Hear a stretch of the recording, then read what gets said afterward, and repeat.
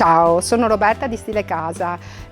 Oggi sono qui per parlarvi di un'iniziativa molto bella che ritengo molto importante, che è quella dell'associazione Fuori la Voce. Io come mamma di un bambino di 11 anni e donna sono molto sensibile a questi argomenti, quindi ho accettato di partecipare a questa iniziativa.